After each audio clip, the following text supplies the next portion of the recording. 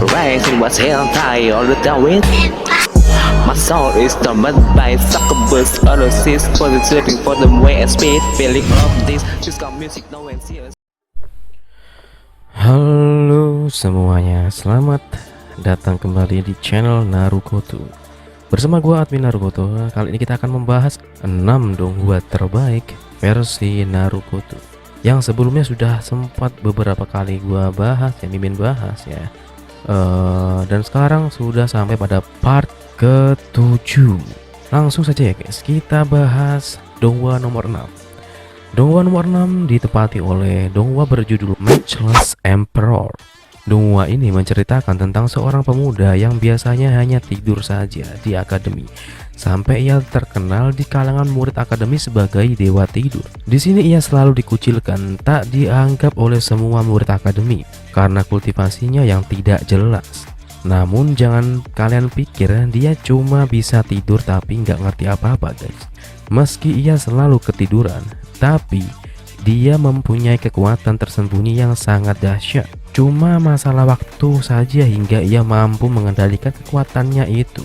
Tidak banyak yang mimin bahas untuk donghua yang nomor 6 ini karena ceritanya sama seperti umumnya lah guys ya. From zero to hero. Cuman bedanya di sini dari sisi grafik si donghua Matchless Emperor ini masih tergolong kaku ya, belum sehalus donghua-donghua yang menempati posisi kedua dan pertama yang biasa mimin bahas. Oke, selanjutnya yang kelima, donghua ini Emperor of Myriad Realms. Namanya susah guys. Donghua ini menceritakan tentang seseorang yang dikhianati oleh orang terdekatnya sendiri. Bergenre action, adventure, fantasi, dan martial arts. Tokoh utama dalam donghua ini bernama Chu Yunfei. Saat ia masih balita, keluarganya dikhianati oleh pembantu rumah tangganya sendiri. Ayah dan ibunya diracuni dan bertepatan pada itu mereka sedang diserang oleh komplotan iblis. Seharusnya dengan kekuatan keluarganya mereka mampu melawan para iblis itu. Namun karena sebelumnya mereka sudah diracuni, maka mereka harus gugur.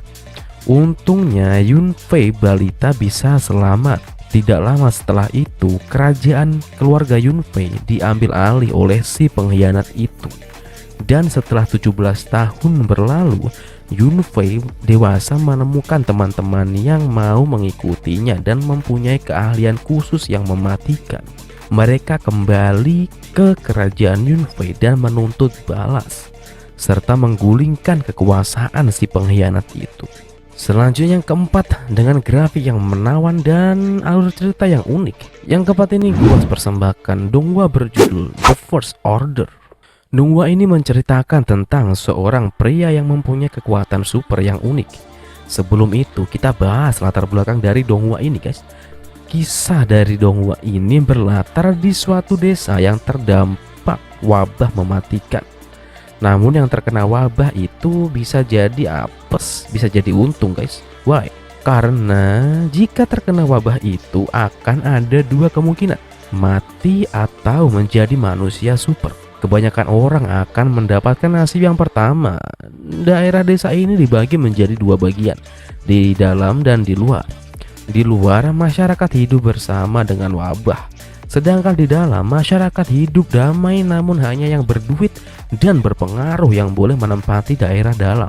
Dan apesnya lagi kalau yang tinggal di daerah luar gerbang dan didapati mereka memiliki kekuatan super, para peneliti dari dalam gerbang akan mengambil mereka dan dijadikan objek penelitian. Dan kebanyakan dari mereka akan mati setelah itu. Sedih sekali guys. Mundur salah maju kena anjir. Oke, balik lagi ke pembahasan pemuda tadi. Jadi pemuda dengan kekuatan unik ini bertempat tinggal di luar gerbang. Ia tinggal bersama dengan adiknya yang juga memiliki kekuatan super mengendalikan takdir orang lain. Namun kekuatan ini akan sangat menguras energi kalau dipaksakan. Bisa-bisa malah mokat nih adiknya dengan kekuatannya sendiri. Nah, sedangkan kekuatan kakaknya adalah dia bisa mencuri kemampuan orang lain. Namun skill mencurinya ini tidaklah pasti, ada yang bisa, ada yang hanya bisa mencuri kemampuan secara random. Ada juga yang spesifik dan per skillnya hanya bisa digunakan sekali hingga nanti kesempatan menggunakan skill mencurinya bisa didapatkan kembali. Donghua ini memiliki alur yang sungguh unik guys dan tidak pernah diangkat sebelumnya sebagai Donghua. Jadi cukup menarik untuk kita tonton ya guys ya. Oke, lanjut di Donghua selanjutnya. Gua ada Donghua dengan judul The Black Drops. Gue saranin kalian yang belum nonton Donghua kali ini, tonton dulu deh. Ini keren banget sih secara cerita dan kita akan menjumpai tokoh-tokoh yang mencengangkan. Donghua ini dirilis pertama kali pada 2017 Juni tanggal 1. Jadi awal bulan Juni di tahun 2017 ya untuk pertama kali dirilisnya.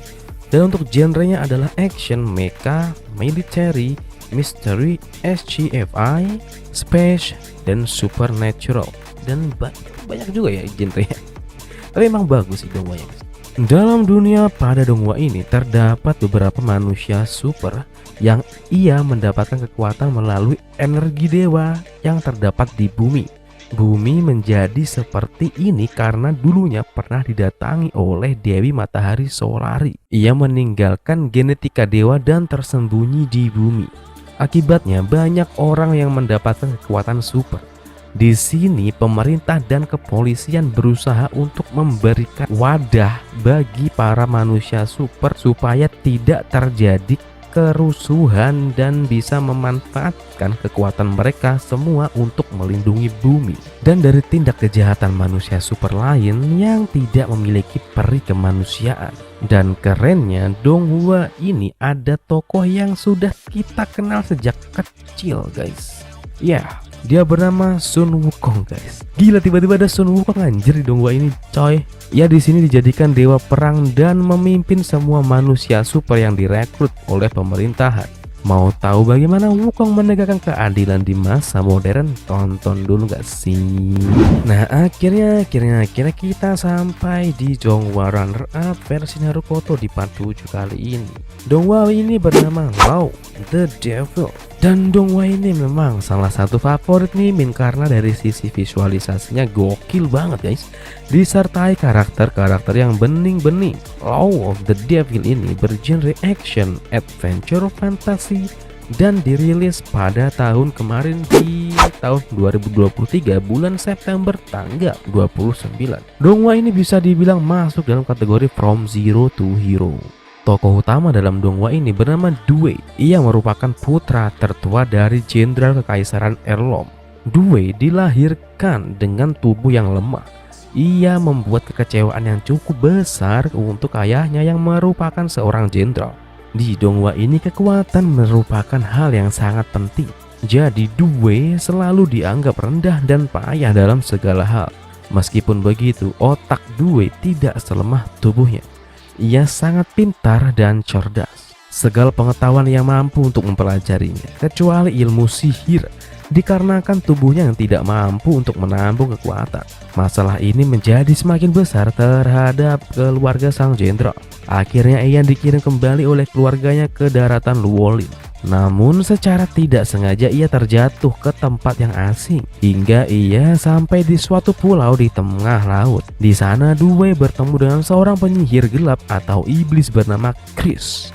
Iblis ini termasuk iblis kuno yang kekuatannya tidak bisa diprediksi. Sangat amat kuat pastinya. Di sini penyihir ini sedang mencari pengikut dan Due harus terpaksa menerima kekuatan dahsyat dari Chris. By the way guys ya, Chris ini adalah iblis terkuat di dunia ini dan dulunya Chris ini pernah memberikan kekuatan juga kepada leluhurnya Due yang sekarang diagung-agungkan sebagai raja sihir. Wah, bahkan sang raja sihir aja tunduk kepada Chris anjir. Next, Donghua yang pertama gue persembahkan tidak lain dan tidak bukan bernama Against the Gods. Mengapa Mimin Naru menempatkan Donghua ini di urutan pertama? Ya, Donghua ini mempunyai alur cerita yang sangat bagus. Grafiknya juga sangat mulus. Pemeran atau karakter di dalamnya juga mantap abis. Gua bisa jamin kalau kalian nonton Donghua ini gak akan bosan dan pastinya penasaran dengan cerita selanjutnya guys. Against the Gods ini bergenre action, dan fantasi. Cerita diawali oleh seorang pemuda lemah bahkan tidak mempunyai kultivasi dan ditakdirkan menjadi sampah. Namun dia bukan anak yang bodoh dan mau ditindas. Dia selalu menggunakan otaknya untuk bertahan dari hinaan orang-orang di sekitarnya. Pemuda ini bernama Yunche.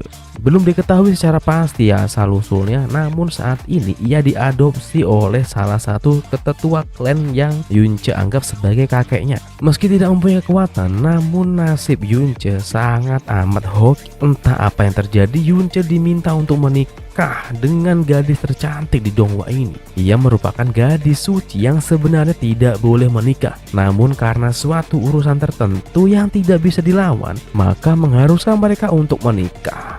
Nah, gadis itu sendiri bernama Xia Xingyu. Namun banyak yang tidak menyetujui pernikahan ini.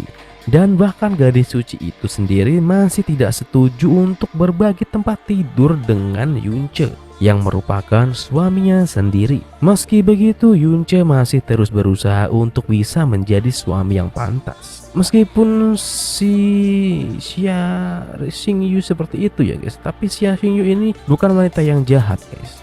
Dia wanita yang sebenarnya baik. Singkat cerita, Yunche yang tadinya masih sampah mulai menemukan mengapa ia tidak bisa kultivasi. Setelah dia secara tidak sengaja bertemu dengan roh kuno yang memberitahu bahwa sebenarnya di badan Yunche ada rahasia yang membuat kultivasinya tertahan. Dan jika ingin kembali bisa kultivasinya harus dilahirkan kembali dengan meminum darah Raja Iblis sebelumnya. Namun konsekuensinya sangat besar. Jika badan tidak mampu menahan, maka akan meledak. Jika mampu bertahan, maka dia akan menjadi orang yang paling mendominasi di Donghua ini. Ditambah dengan wataknya yang sangat gigih dan tidak mudah menyerah. Penasaran kan guys, bagaimana cerita selanjutnya? Tonton sendiri ya. Gue bisa jamin Donghua ini pokoknya tidak akan mengecewakan kalian. Thank you so much guys for watching. Don't forget to subscribe Narukoto. Bye bye.